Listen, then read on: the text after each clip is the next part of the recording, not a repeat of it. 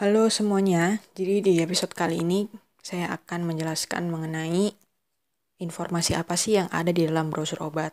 My name is Anita Wijaya and this is my channel.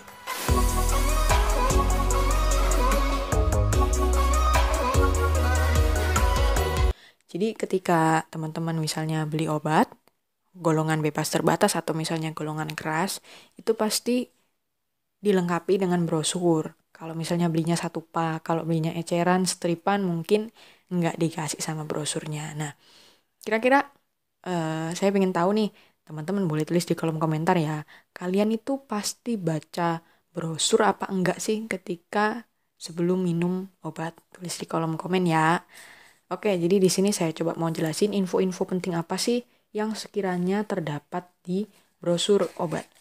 Di sini saya membawa brosurnya Ketomed atau Ketoconazole gel cream karena kebetulan ini yang ada di rumah.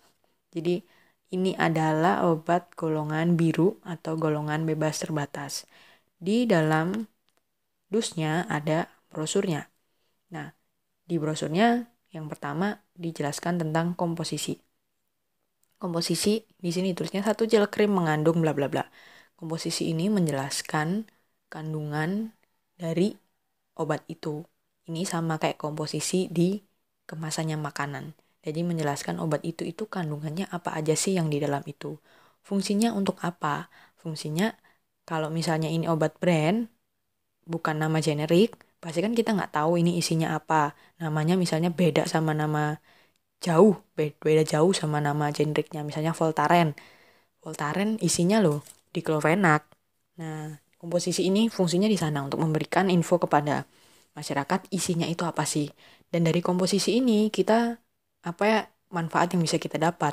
Manfaat yang bisa kita dapat adalah kita bisa tahu apakah kita cocok dengan obat ini atau enggak. Karena ada beberapa orang yang misalnya alergi. Nah, alergi ketika baca komposisi, ini ternyata ada zat yang menyebabkan aku alergi. Jadi jangan dipakai. Fungsi dari komposisi adalah di situ untuk memberikan info tersebut. Next, yang kedua info yang diberikan di sini adalah khasiat. Jadi dituliskan ketoconazole ini mempunyai sifat bla bla bla bla bla bla bla. Khasiat itu seperti dengan kegunaan. Ya kan? Sama aja. Kemudian yang ketiga di sini dituliskan ada indikasi. Untuk pengobatan bla bla bla bla bla bla. Indikasi sebenarnya hampir sama sih kayak khasiat, mirip aja. Mirip juga. Intinya adalah tujuan obat itu digunakan untuk pengobatan apa. Nah, ini ada bahas nih, ada istilah off-label. Istilah off-label itu contoh berlaku pada obat misalnya metformin. Metformin itu off-label untuk PCOS, polycystic masalah objin lah ya. Nah, itu dia di indikasi di brosurnya nggak ada metformin untuk PCOS. Jadi dia off-label. Dia digunakan untuk penyakit-penyakit yang belum. Jadi gini, dia itu off-label, dia itu memiliki bukti klinis bisa digunakan untuk penyakit tertentu, tapi dia itu masih dalam masa studi. Sehingga belum terregistrasi, sehingga belum muncul info itu di brosur obat tersebut. Tapi dia memiliki bukti klinik, dia bisa digunakan untuk indikasi tersebut. Jadi kadang hati-hati, misalnya ketika dikasih obat, terus kemudian kita baca brosurnya, indikasinya kok beda sama tadi yang dijelasin dokter, misalnya kayak gitu. Nah itu jangan buru-buru khawatir itu salah obat, tapi ditanyakan dulu, bisa ke apotekernya atau bisa ke dokternya. Bisa saja dia itu termasuk obat off-label, sehingga indikasinya dia tidak tertulis di brosur obat itu.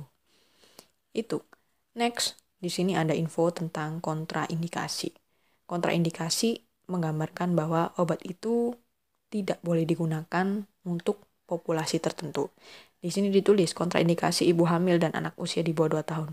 Berarti maksudnya obat ini tidak boleh digunakan untuk ibu hamil dan untuk anak-anak di bawah usia 2 tahun. Jadi sebelum meminum obat, lebih baik dibaca dulu kontraindikasinya untuk tahu kita bisa minum obat itu atau enggak. Next, di sini ada informasi peringatan. Nah, peringatan ini khas banget ada di obat golongan biru atau golongan obat bebas terbatas. Ada peringatan 1-6, P1-6, kotak warna hitam. Kalau teman-teman lihat pasti ada di sana. Nah, untuk obat golongan biru itu pasti ada peringatannya. Nanti ada gambarnya saya kasih. Nah, kemudian ada efek samping. Efek samping ini adalah efek yang timbul ketika memakai obat pada dosis yang ditentukan. Efek samping ini belum tentu dialami oleh semua orang. Jadi nggak semua orang mengalami ini, tapi ini diinfokan. Karena kalau misalnya mengalami ini, berarti nanti ada efek samping obat. Kalau misalnya teman-teman mengalami efek samping obat, bisa lapor kepada Badan POM. Fungsinya nanti ada hubungannya dengan pharmacovigilance. Ada di video-video saya yang sebelumnya. Nah, bisa lapor ke sana. Kemudian yang berikutnya di sini ada info dosis dan aturan pakai. Pastilah ya untuk memberitahu kita bagaimana sih cara pakainya. Kemudian di sini ada kemasan. Bentuk kemasannya apa ditulis, kemudian ada cara penyimpanan. Simpan pada suhu di bawah 30. Kemudian ada yang terakhir adalah informasi mengenai perusahaan yang membuat. Jadi itu isi dari brosur untuk obat golongan bebas terbatas, dan itu tadi masing-masing penjelasannya. Semoga bisa memberikan informasi kepada teman-teman. Thank you sudah nonton. Jangan lupa like, share, komen, dan subscribe.